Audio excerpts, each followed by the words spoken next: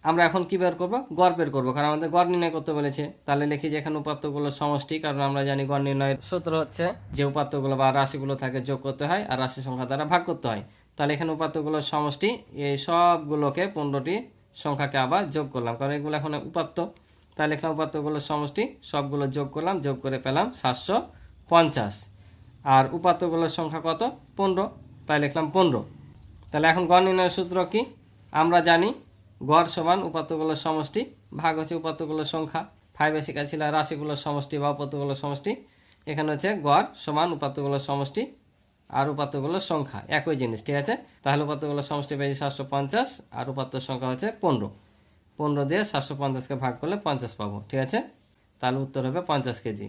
এটা হচ্ছে উত্তর, বুঝেছ। তাহলে তোমরা যে কোনোভাবে ওজন বের করে ওই 15 দিয়ে ভাগ করলে তোমরা তোমার শ্রেণীর 15 জনের শিক্ষার্থীর গড় ওজনটা পেয়ে যাবা। তো আজকে এ পর্যন্ত ছিল এ পর্বের অঙ্ক। আশা করি তোমরা অঙ্কগুলো বুঝেছো। ক্লাসটি ভালো লাগলে অবশ্যই চ্যানেলটি সাবস্ক্রাইব করে আমার পাশে থাকবে, এবং ইতিপূর্বে যারা চ্যানেলটি সাবস্ক্রাইব করেছো তাদেরকে অসংখ্য ধন্যবাদ। তো দেখা হবে পরবর্তী নতুন পর্বে। আল্লাহ হাফেজ।